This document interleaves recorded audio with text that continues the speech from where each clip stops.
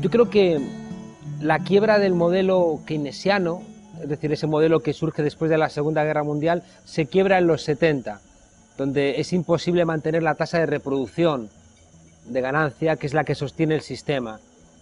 La derecha hace un buen diagnóstico y en el propio diagnóstico plantea también su terapia, que es el modelo neoliberal. Y saben que para poderlo aplicar necesitan o convencer a la gente o reprimir a la gente.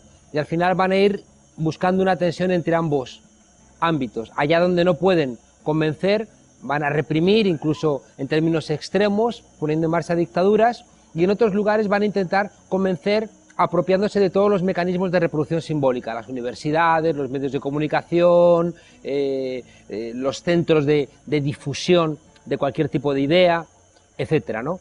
Ante la crisis de los años 60 y 70, la derecha hace un buen diagnóstico, plantea la terapia que es funcional también para sus intereses y va a empezar a colocar unas matrices sobre las cuales va a insistir hasta el punto de que va a ser capaz de convertirlo en un nuevo sentido común. Hay que adelgazar al Estado, el Estado es ineficiente, todos somos egoístas, lo público genera parasitismo, el Parlamento hay que desideologizarlo, las universidades tienen que formar para la empleabilidad y no para la revolución, hay que controlar los medios de comunicación, es decir, construyen toda una batería de ideas construyendo el nuevo marco neoliberal que va a cuajar en la expresión de Ronald Reagan del nuevo contrato por América, que también de alguna manera va a coincidir con lo que va a plantear Margaret Thatcher y que va a afectar a la propia socialdemocracia. Cuando en España en el año 82 entra Felipe González al gobierno, ya ha asumido los presupuestos neoliberales y un año antes en Francia Mitterrand también va a entender que la lucha contra el modelo neoliberal implica una serie de decisiones que la socialdemocracia no está dispuesta a afrontar, ¿no? Es como ya la derrota o la asunción de la impotencia por parte de la socialdemocracia. Claro, 30 años después, ¿qué es lo que vemos? Vemos que sigue habiendo un pensamiento crítico, una izquierda, una representación de lo de abajo, paralizada, enfadada, indignada, pero sin capacidad de plantear una transformación, mientras que en estos 30 años el conservadurismo, la derecha, los de arriba han implementado su modelo y lo han trasladado a todos los ámbitos, y uno de ellos es el del lenguaje. Es decir, el lenguaje que también podría ser el que nos ayudara como un choque a salir de la cotidianidad del lenguaje complaciente, no nos permite hacer eso porque está en manos, ¿no?, de la propia derecha. Y creo que un ejemplo bueno es cuando los sindicatos han asumido hablar del mercado laboral, cuando lo que ha diferenciado durante todo el siglo XX a la izquierda y a la derecha es entender que el ser humano no es una mercancía, algo que va a asumir hasta Keynes. En cambio, en el momento en que los sindicatos hablan del mercado laboral, implícitamente están asumiendo que los seres humanos somos una mercancía.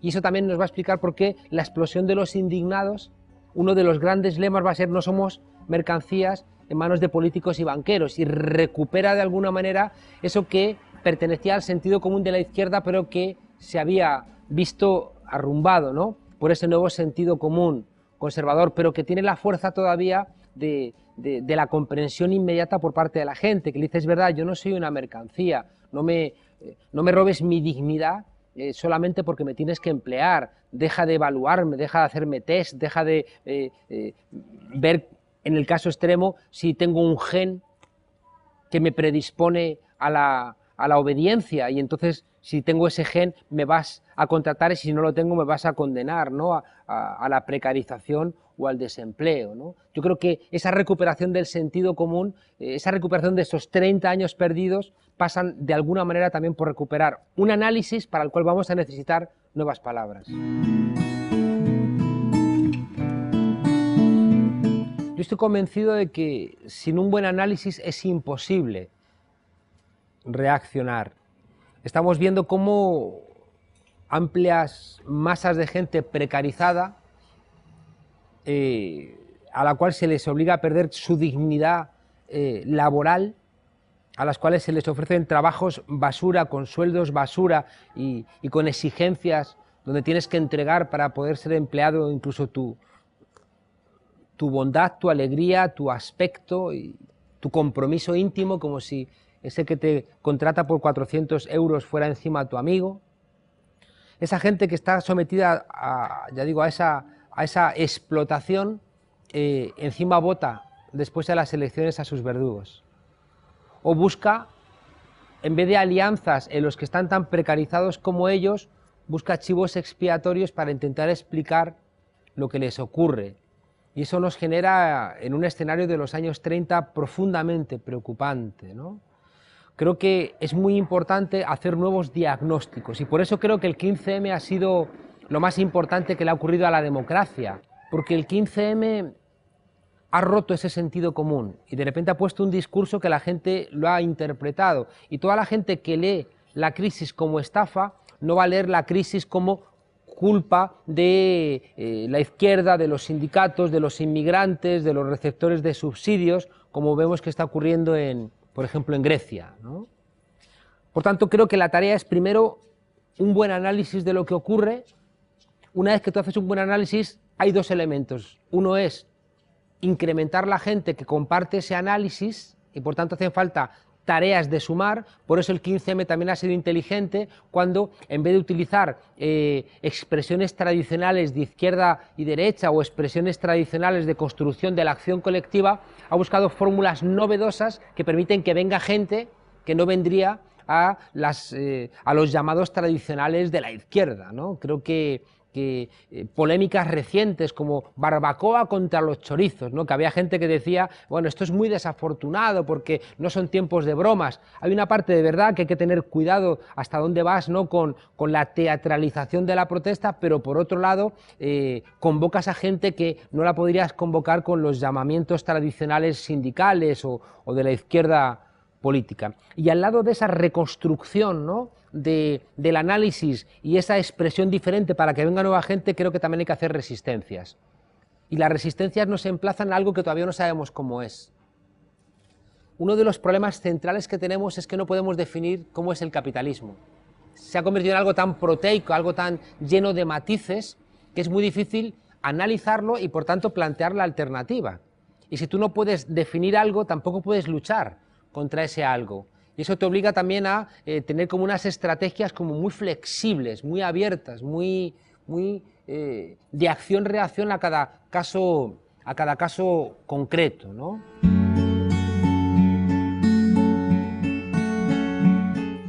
Las lecciones que extraemos del caso de Brasil son varias. Una es que si tú no haces un trabajo de base, luego es muy difícil que encuentres respuesta popular. Había una red muy importante de movimientos sociales que estaban activos, que habían hecho trabajo de base y que cuando convocan para protestar contra el precio del transporte, encuentran una ciudadanía activada, cosa que ya no tenían los partidos políticos porque habían abandonado esa tarea. En Brasil también vemos que pierden el miedo a pensar a lo grande. Así como en España el 15M se asustó de asumir mayores responsabilidades, en Brasil no. En Brasil han entendido que si quieren respuestas grandes tienen que pensar también a lo grande y actuar a lo grande, lo cual implica también tareas de representación a las cuales han demostrado no tener ningún tipo de miedo. Nos han enseñado también en Brasil que un activismo de mayor intensidad genera una mayor camaradería y al mismo tiempo genera también mayores posibilidades de acción colectiva. Es decir, que cuando tú subes el diapasón de la protesta, te encuentras en la calle con gente que como tú está empezando a jugarse cosas. Y ahí se generan también unas redes de solidaridad que son las que van a permitir una política también de alta intensidad. Yo creo que si desde esta Europa complaciente, que se olvidó que las luchas de hoy son los derechos de mañana, igual que las luchas de ayer son los derechos de hoy, y por eso estamos viendo cómo se desmantela toda nuestra estructura democrática y social, ya digo, si entendiéramos que las luchas de hoy son los derechos de mañana, encontraríamos en el ejemplo de América Latina razones, ¿no? Primero para la esperanza, para entender que es verdad que se puede cambiar. En segundo lugar, que hay que poner algo de nuestra parte, que no puedes confiar en que de repente venga ningún salvador, ninguna vanguardia, ningún partido político iluminado a solventarte tus problemas, sino que los problemas te los solventas tú mismo. Solo el pueblo salva al pueblo, como se dice en América Latina. Y en tercer lugar, que esa acción colectiva genera realmente posibilidades que nos saquen de la melancolía.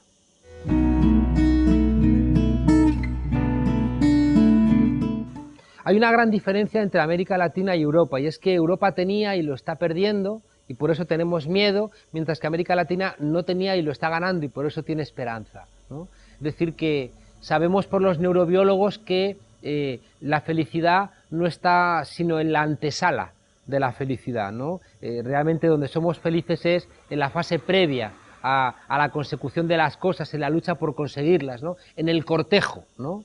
Antes que en el hecho concreto, ¿no? Del amor. De alguna manera América Latina está en ese proceso, ¿no? de ver que las causas tienen efectos y que realmente el esfuerzo merece la pena porque consiguen ver mejoradas cosas que aquí estamos perdiendo y que de alguna manera nos invita a la autodefensa, al egoísmo, al individualismo, al miedo.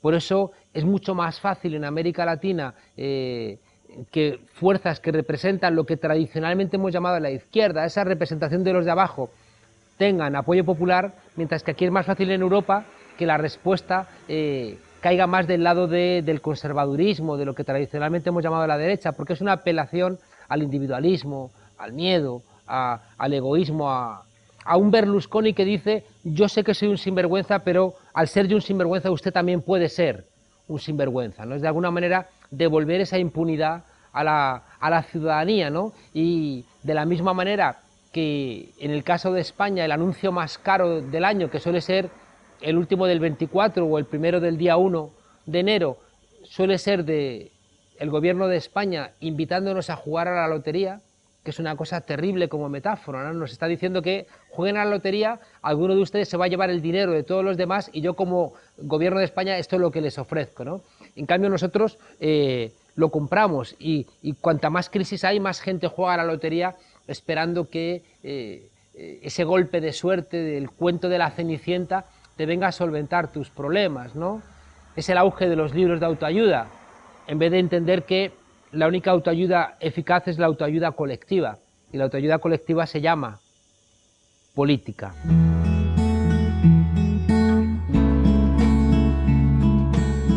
Creo que nos emplazan demasiados elementos, lo cual implica que debiéramos ser conscientes de que ningún pequeño grupo, por muy iluminado que esté, va a conseguir los cambios. Es decir, o conseguimos elementos de transformación de la conciencia de todo un pueblo, o creo que ellos que tienen los medios de comunicación, las universidades, los diccionarios, las tertulias, la iglesia, las grandes empresas, el IBEX 35, etcétera, van a ser capaces de conseguir su gran sueño, y es que la víctima tenga el verdugo en su cabeza. ¿Cómo podemos revertir esto? Solo se me ocurre corresponsabilizando a la gente en la necesidad de pensar cómo quiere vivir, y eso se llama un proceso constituyente.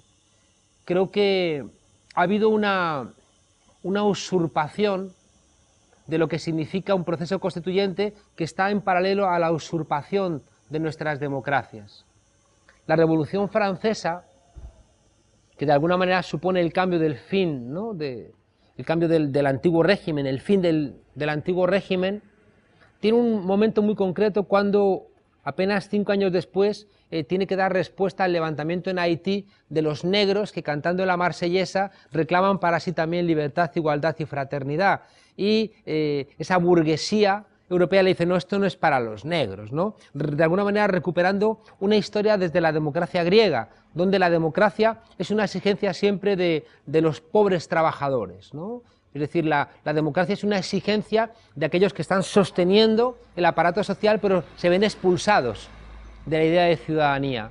Creo que la Revolución Francesa, cuando pone en marcha la prohibición del mandato imperativo, que es uno de los elementos centrales de la Constitución francesa del 91 y que está en la Constitución española del 78, la prohibición del mandato imperativo, lo que está diciendo es que tú tienes que votar y olvidarte de la política. Tú tienes que votar a un representante y ya no vas a poder plantearle nada más hasta dentro de 4 años o cuando toque la renovación electoral. La Comuna de París lo que va a recuperar es la idea de que es el pueblo el que manda, de que el poder constituyente está en el pueblo, de que el pueblo es el que manda y que el representante es el mandado, de que el pueblo es el mandatario y el representante es el mandado, mientras que en el propio lenguaje lo expresamos al revés. El diputado es el mandatario, no, es al revés. De la misma manera, el poder constituyente que está en el pueblo, hoy en día lo hemos entregado al poder constituido. El Parlamento, las constituciones, que son poder constituido, son los que tienen ahora el poder constituyente. Es al revés. Hay que entregarlo realmente a sus legítimos propietarios. Pero también la gente tiene que ser consciente de que el pueblo tiene la capacidad de exigir cómo quiere vivir, tiene que dejar de delegarlo, ¿no? Y yo creo que una de las trampas profundas de nuestras democracias representativas es que de lo que ocurría de las puertas de casa para afuera lo delegamos. Ha habido toda una construcción intelectual de que somos muchos, de que es imposible en nuestras sociedades la democracia directa, de que el que realmente sabe de la política es el representante y no el ciudadano, de que la felicidad ya no está en las cuestiones colectivas, sino que la felicidad la desarrollamos en el ámbito privado. Todo eso que fueron convirtiéndolo en un sentido común, al final nos hace rehenes de la delegación.